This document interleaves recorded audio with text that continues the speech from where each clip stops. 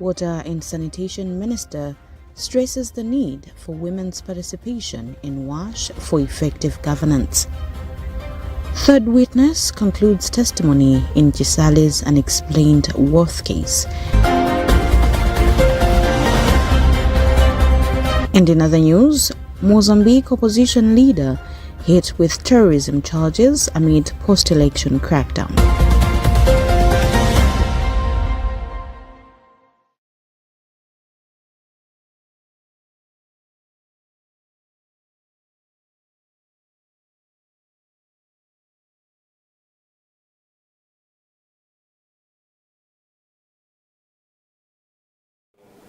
We have these and more stories. Stay with us.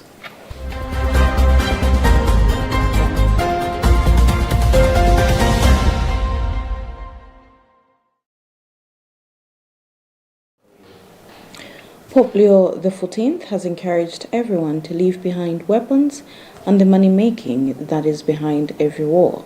Those were the Pope's words to journalists as he left his summer residence in Castel Gandolfo on Tuesday evening, after spending 16 days there and returned to the Vatican. Pope Leo, who returned shortly before 9 p.m., spoke with reporters who were awaiting his departure and answered their questions. Tandwem Zumara has more in this Vatican News report.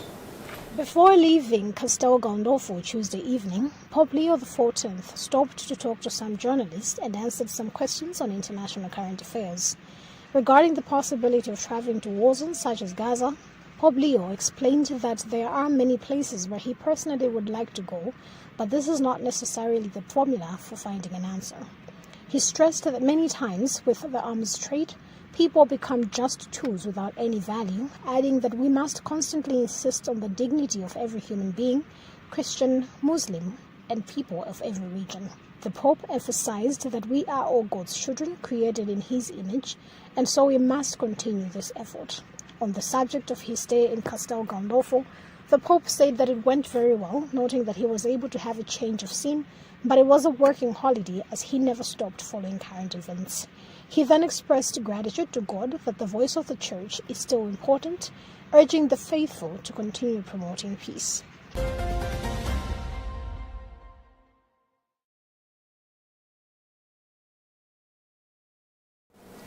The Minister of Water and Sanitation, Abidamia, has emphasized the need for increased women's leadership in Malawi's water, sanitation and hygiene sector. She was speaking in Lilongwe during the official commissioning of the Professional Women in Water Sector Network, where she stressed that women who are often and most affected by WASH challenges must be central to decision-making processes. We have more details on this report, which has been filed by Charity Chelanga. Mia highlighted the burden women face in rural communities walking long distances to fetch water, exposing themselves to risks and losing valuable time. She argued that women, while in leadership positions, can better advocate for solutions reflecting community experiences. The minister urged women to support each other and acknowledged President Lazarus Chawela's efforts in promoting gender-inclusive leadership. That we know that are capable and have the technical knowledge and are educated enough to lead a certain department, give them that opportunity. Don't pull them down. Don't be jealous. As women, we need to grow. We need to support one another so that everything is better for us. It took a man, His Excellency Dr. Lazarus Macarthur Chakwera, to empower women at this level, because he knew in those sectors like water, he needed a woman to make sure, because they understand better. In her remarks, PRO's President Engineer Fidelia Clara Moyo said the network will provide mentorship, create a space for professional support, and encourage girls to pursue careers in the water sector. Moyo noted that women make up only 16% of leadership in Africa's water sector, resulting in decisions that overlook women's needs. Water affairs affect more a woman, but in terms of decision making, we'll find that the women are taking a back seat. So at times, innovations or solutions that are developed they miss the element of femininehood, where the actual user would be a woman. So when women are part and parcel of the decision-making table, they will contribute, and their decision will facilitate production of innovation that will be sustainable and usable for a long time. Among other things, PROWS is mandated to sensitizing communities on wash issues and conducting social responsibilities aimed at rewarding the communities for observing proper management of water and sanitation.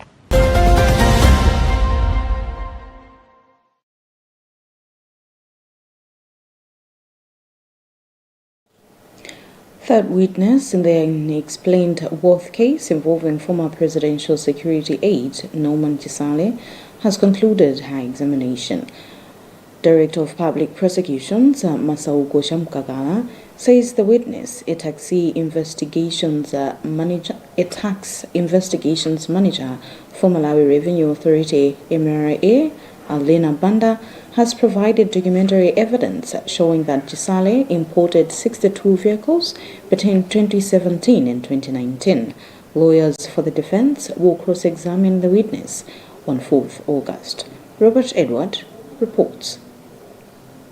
Financial Crimes Division of the High Court on Wednesday had a documentary evidence from Malawi Revenue's declaration forms for all the 62 vehicles. Well, because today the court had indicated earlier on that it's going to be a half day, so that's why we have broken off now. But we will proceed on 4th August with cross-examination of the same witness. Lawyer for Chisale, Stanley Chirwa, says they will be cross-examining the witness from 4th August.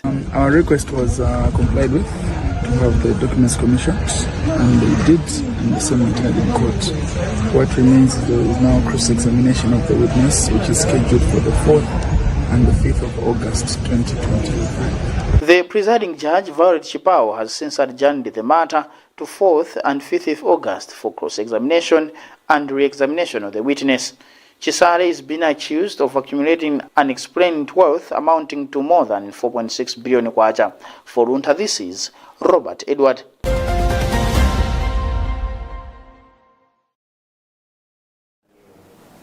High Court Judge Mzonde Mvula has found Lester Maganga with no case to answer in the murder of Alan Whitaker.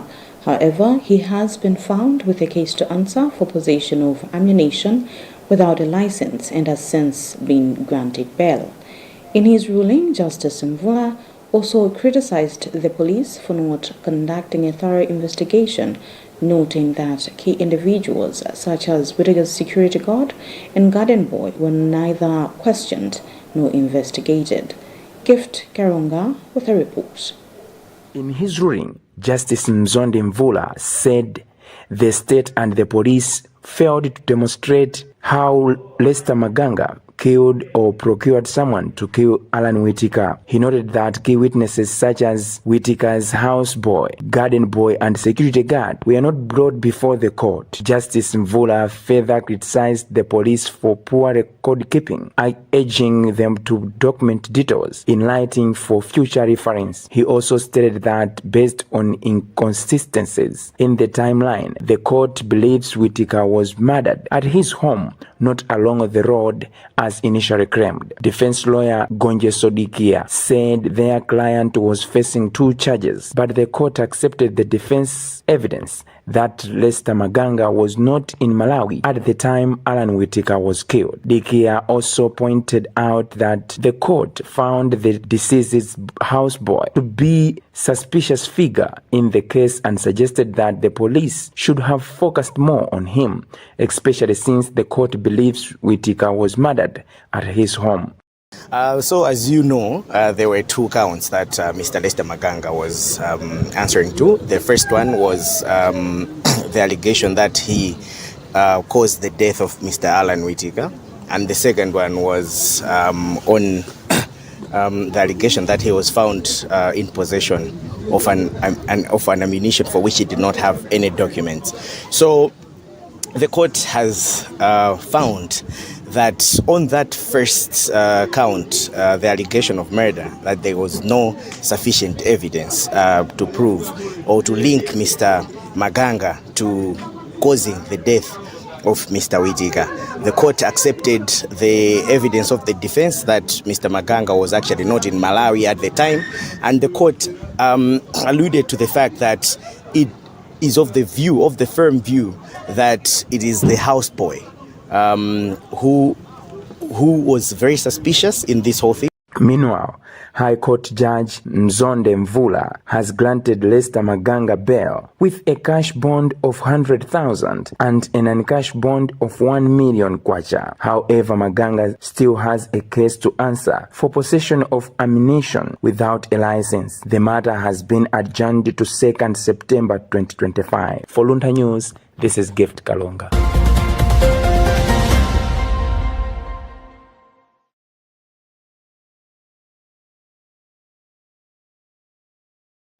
Remember, you're still watching news right here on Luntha Television. We'll be right back after the break.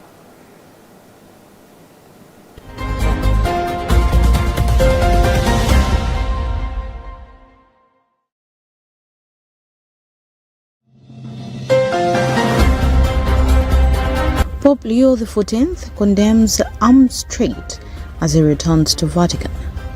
Water and Sanitation Minister stresses the need for women's participation in WASH for effective governance. Third witness concludes testimony in Chisale's unexplained worth case. And in other news, Mozambique opposition leader hit with terrorism charges amid post-election crackdown.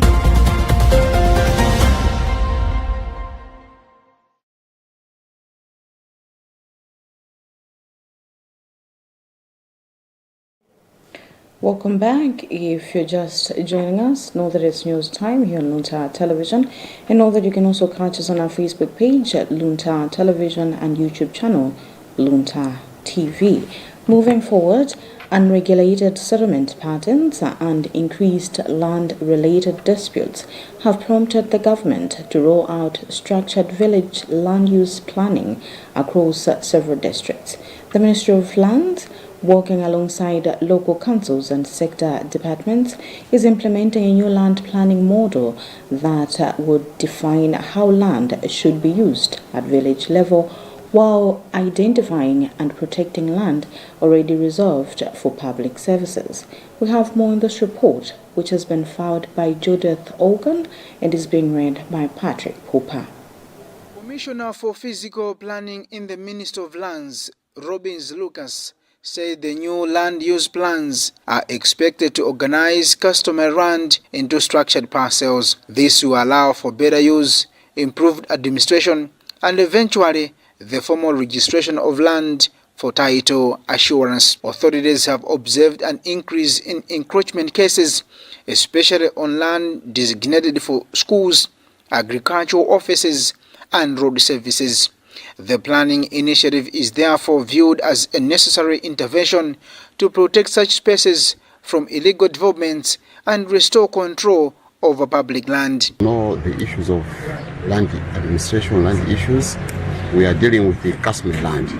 It's important that such customary land should be planned so that it can be properly utilized, because this is one of the steps towards registering customary land so that the owners can have titles. The district council has also backed the planning initiative, calling it a long-term solution to both family-level land conflicts and disputes between communities and government institutions. Director of Agriculture, Human Resource and Administration Thomas Mafongo, who represented the district commissioner, says most disputes stem from population growth and the absence of clear boundaries between private, customary and public land. The current process is designed to eliminate this uncertainty by mapping out all land parcels and their intended use. Mafongo also emphasized the council's commitment to supporting the process through technical staff, community engagement, ensuring the plans are implemented effectively at grassroots level. This project is very welcome because it is going to help us resolve a number of issues pertaining to encroachment and land conflicts. So land conflicts has been very common, even amongst the family community. Meanwhile, environmental experts are stressing the importance of balancing development with sustainability. Acting Environmental District Officer Anne Mlenga says the planning initiative must go hand in hand with environmental conservation. She points to the risk of the environment degradation during construction, including poor waste disposal, loss of vegetation, and unregulated building activities. As much as we need development, we also need a clean environment. So whenever we are doing any kind of development, we should also make sure there are ways how to protect the environment. For example, whenever we are constructing our buildings, we should make sure that if there are trees or any type of vegetation, we should consider removal of only those places where we feel like we want the building to be, not removing everything. The village land use planning exercise is being carried out in coordination with ministries and departments responsible for agriculture, forest, transport, and infrastructure. Authorities believe the program will help reduce land conflicts, safeguard public investments, and guide rural development in line with national policies.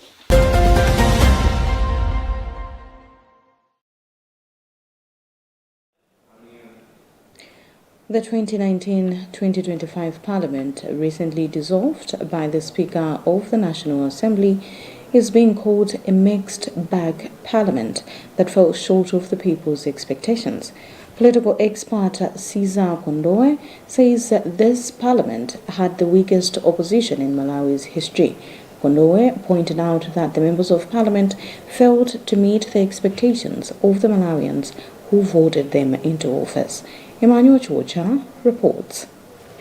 In an interview, Kondoe highlighted that opposition's poor performance meant they failed to provide adequate checks and balance in decision-making. Probably for the first time again, we had the weakest opposition. Instead of doing their normal job of checks and balance, they spend much time of fighting within themselves in the opposition, probably issues of leader opposition, which took time for themselves to resolve it. Where we have seen probably government just enjoying passing bills, which at the end of the day, when they are out of parliament, they start complaining that no, this is a bad bill, and so on and so forth. Yet they were part and parcel of the parliament.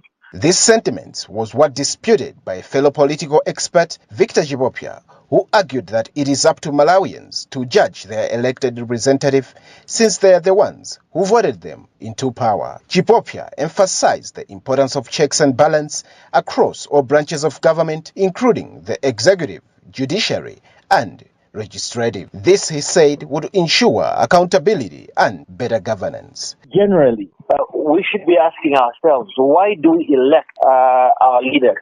What is the primary purpose of our leader? You see that the most important thing is so that they are able to alleviate the challenges that we are facing.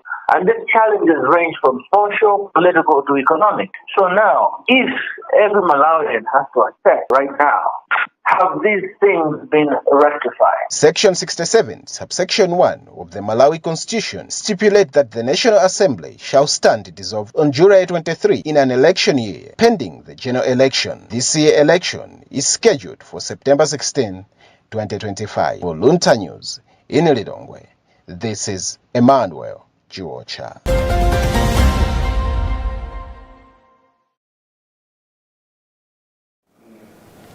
Lastly, in international news, in Mozambique, opposition politician Venancio Mondlane has been hit with 5 criminal charges, including instigation to terrorism, following last year's post-election unrest. Mondlane, a fierce critic of the ruling Frelimo party, says he's being targeted for exposing what he calls massive electoral fraud during the October 9th election. That vote was won by President Daniel Chapo. Tando Mzumara reading an African News Report. Mondlane, who had been touring Europe earlier this month, had warned he might be arrested upon returning to Mozambique on Monday. He was instead met with a large police presence following his convoy through the streets of Maputo. After the election, Mondlane led months of protests that spread across the country. The violence left at least 400 dead and 600 injured, allegedly at the hands of police. Now, 31 officers are facing trial for their roles. Mondlane claims he won the poll despite official results putting him in second place after Chapo of the Frelimo party, which has governed Mozambique since independence from Portugal in 1975. In April, Mozambique's parliament unanimously approved a new law aimed at fostering national dialogue and political reconciliation, a development analysts described as a significant step towards restoring stability in the country. The law, which includes constitutional reforms and changes to the presidential powers, is part of a broader peace agreement signed March 5th between Chapo and opposition politicians who included Mondlane. Mondlane has accused Chapo of going against the contents of the agreement by prosecuting opponents. But the government has always denied the claims, insisting it is working within the law to restore sanity in the country.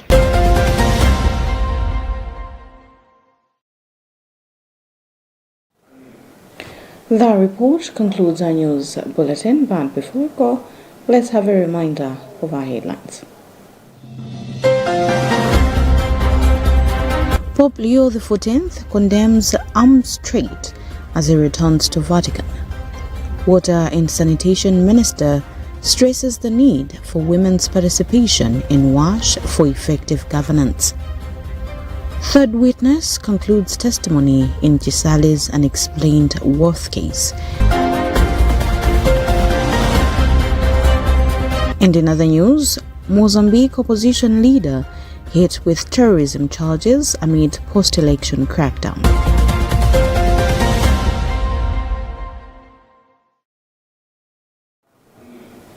Thank you for watching Luntha Television. You have been with me, Jacqueline Saidi.